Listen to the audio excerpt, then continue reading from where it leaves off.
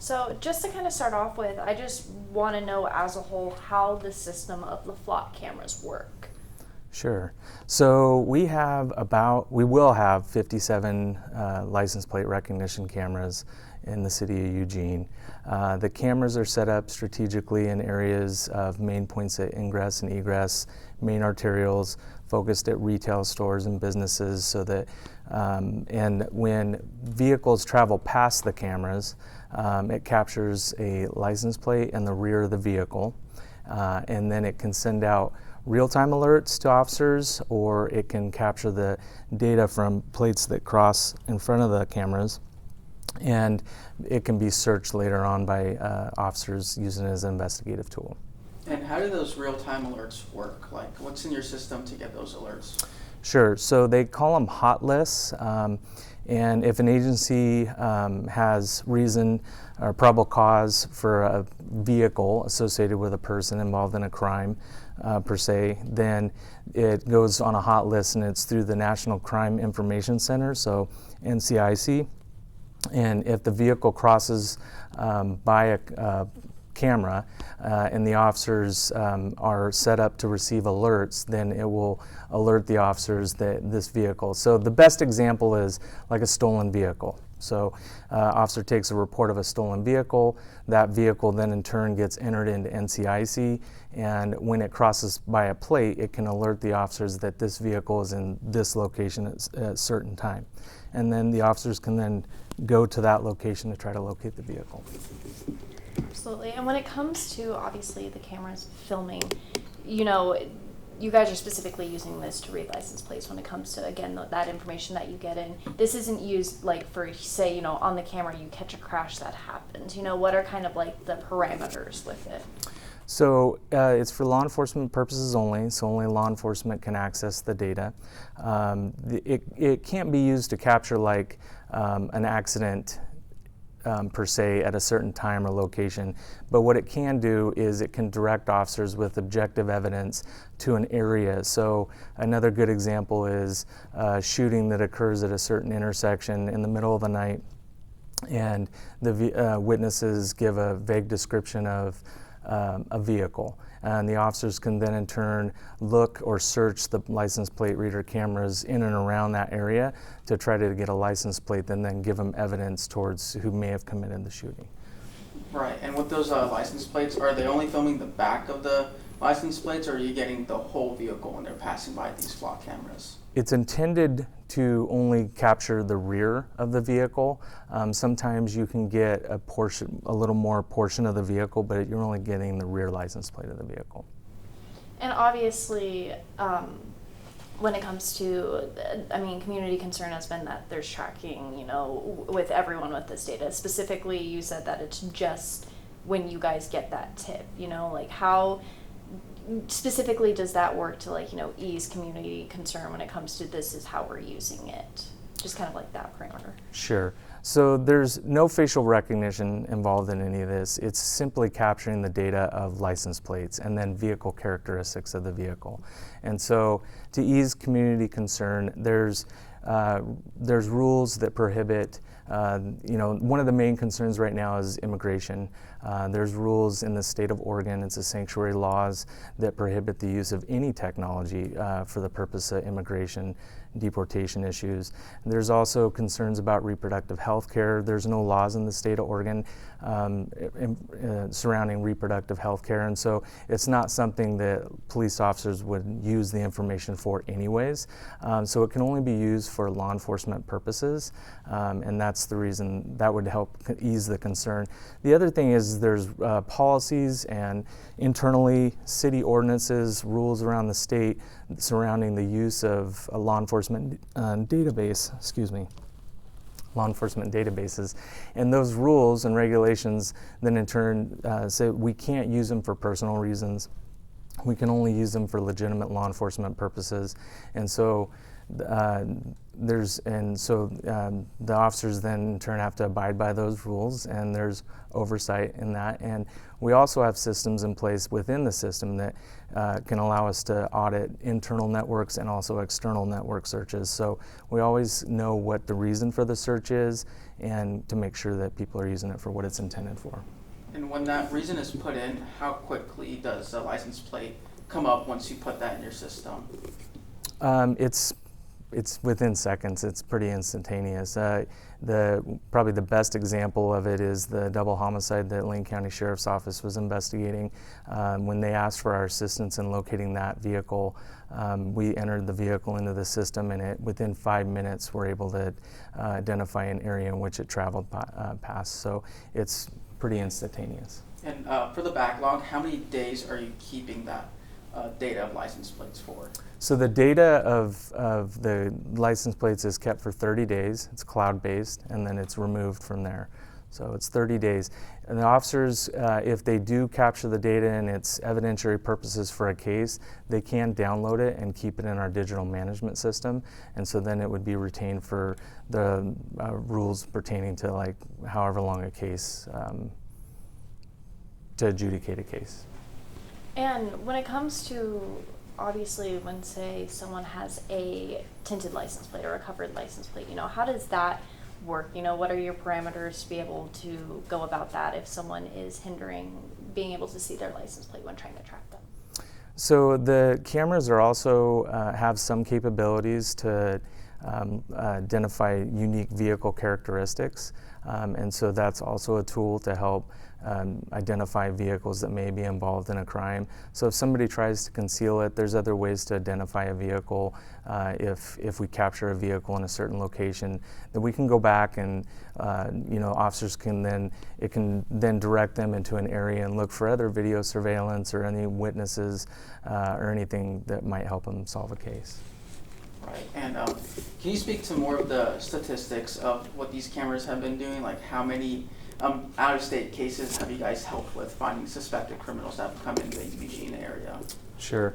I'll have to highlight some of the cases that we've solved just in the last 30 days. There's been over 6 stolen vehicles recovered with the use of LPRs. Some pretty significant cases that happen, when the stolen vehicle, here's an example, when a person calls in and an officer hasn't even been able to get out to take the report of the stolen vehicle, but other officers that are working enter the license plate knowing that a person has said their vehicle was stolen, and then that vehicle is located within an hour of the vehicle being stolen. So they were able to locate the vehicle, recover it, no damage, and arrest the people responsible. I think there's been over 6 stolen vehicles recovered, about 5 or 6 felony arrests. We've located a home invasion homicide suspect out of Wisconsin that was fleeing apprehension and staying in this area. We've helped locate a cold case homicide suspect for another outside agency. And then some of the other cases that I talked about with the Lane County Sheriff's Office, double homicide, and some other serious persons crimes that were helped resolved. I was gonna say, obviously this isn't necessarily like here in Eugene, but obviously with what happened in New York, the suspect was able to be tracked his exact movements from Vegas to New York. Do we see, the expansion of flock cameras happening within the United States here in Eugene, seeing that like as a main form of being able to solve crimes that have been happening around? Yeah, I do. The technology for license plate readers has been around for over a decade. It's been around for a lot of years. In fact, here in the city of Eugene, this technology has been around, just not with the police department, but retailers, other law enforcement in the region and in the state of Oregon. And it really is a technology that police departments around the nation, but to include the state of Oregon, are leveraging because of shortage in staffing levels. The crime rates continue to increase, and so it gives us the ability to have more eyes out there and help solve crimes and really protect our communities and try to prevent crimes from happening in the community. Right, and you mentioned that NCIC program. Is that something that the police department subscribes to, or is that something that's automatically within the flock system cameras that's with other departments across other states or other cities in Eugene or Oregon that use them? Simply put, NCIC is a nationwide database.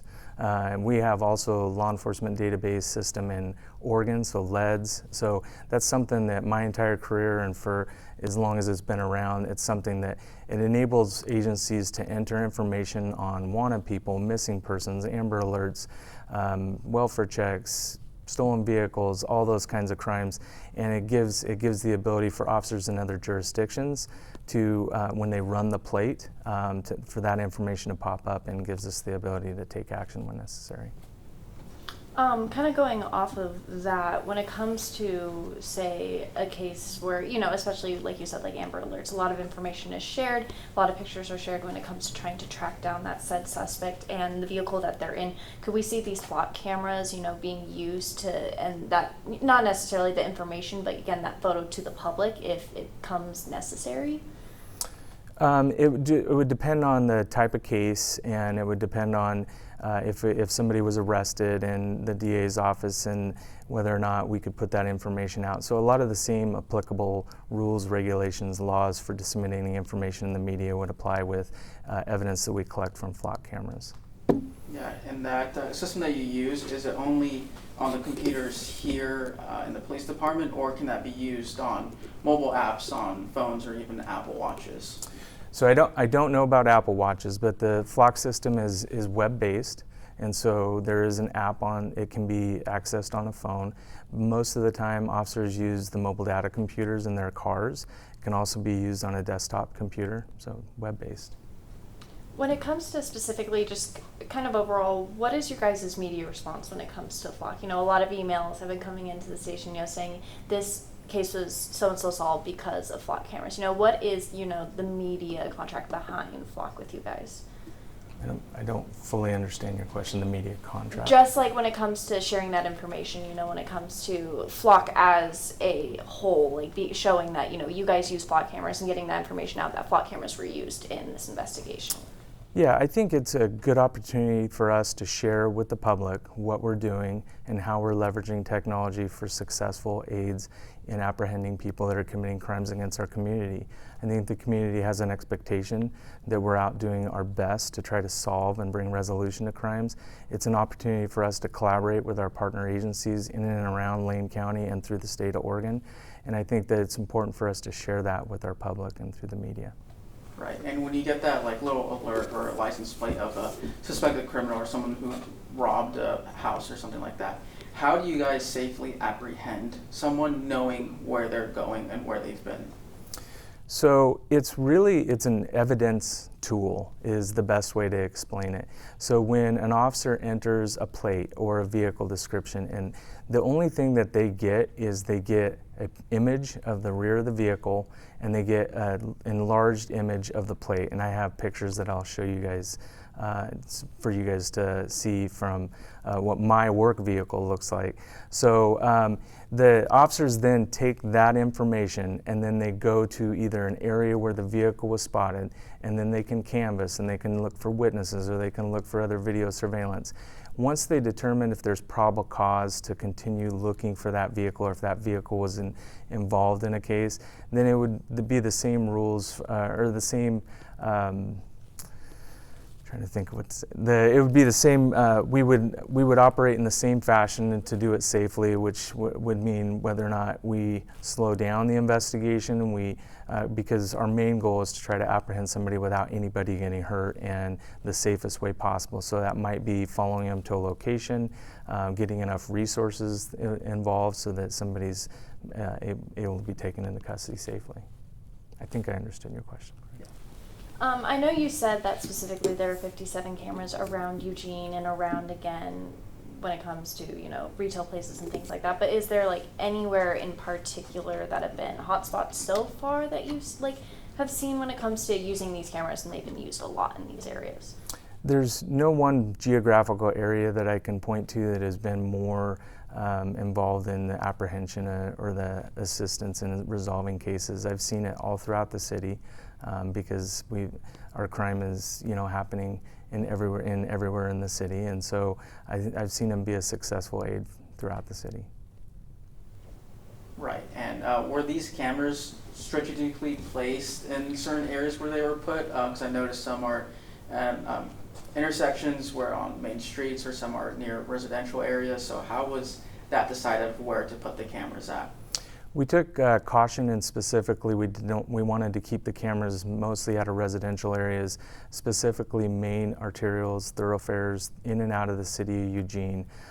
It's important for people to realize that people that come into our community that use vehicles that are driving, they don't see jurisdictional boundaries. So they'll come in, and if they commit a crime, it gives us the ability to see who's coming in and out of the city and help resolve crimes.